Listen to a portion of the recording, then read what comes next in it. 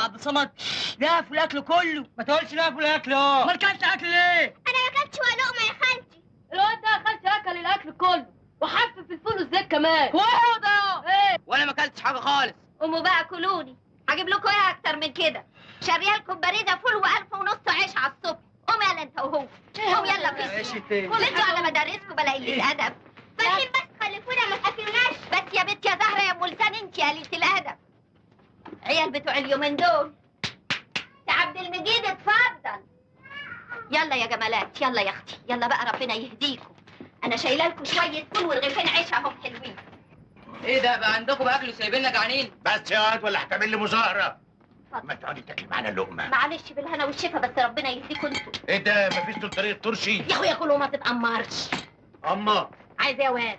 عايز ساغ عشان اشتري كراس. اهو ده اللي انت فالح فيه، ده بدل ما تجيب حاجه تحطها في قلب البيت هات وهات وهات، فالح يا اخويا طالع لابوك.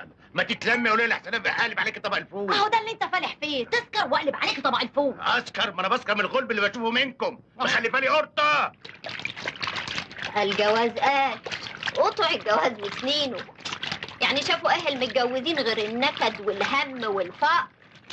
انا اتجوز اهل عشان بدل ما جلبتي تبقى برقعه واحده تبقى برقعتين. الله يسامحك، انما الراجل برضه ستره. لا يا اختي، مش اي راجل، لازم يبقى كسيب ومتعلم عشان عيالي يطلعوا عدلين.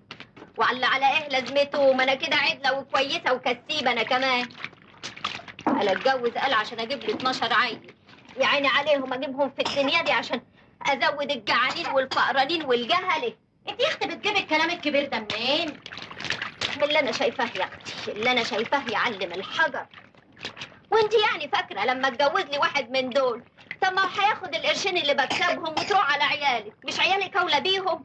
طب يلا يا اختي شهيلي الفم اللي في ايدك ده بدل ما انت قاعده تنقي وتقري. طب يا اختي خليك انت في طبيخ. طبيخ؟ الطبيخ ايه؟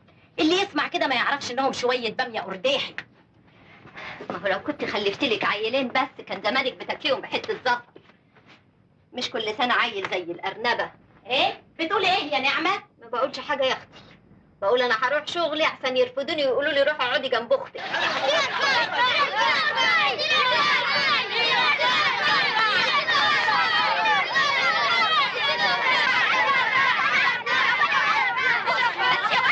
امشي معاها عيله اللي بتحمي خالتك. بس يا ولد يا ولد يا ولد انت جبت لي كلام. قليل الادب، قوم فد قدامي يا ضايع يا ضايع.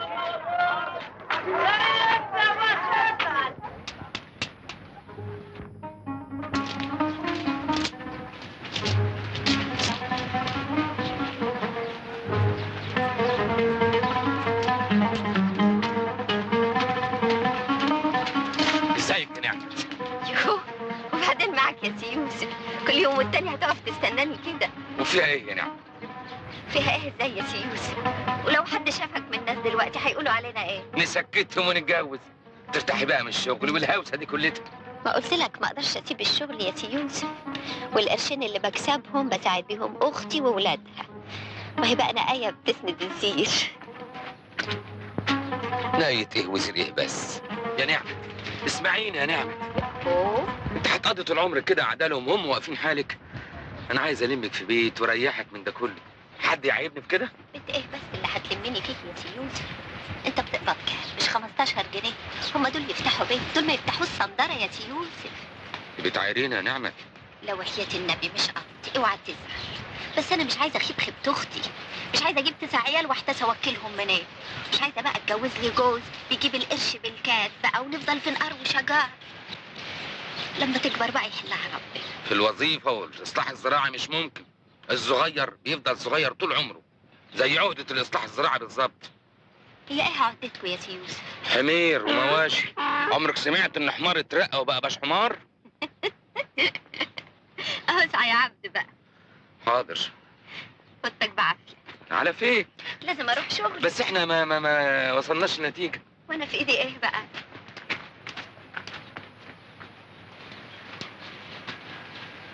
على رأيك، هي في ايدي انا.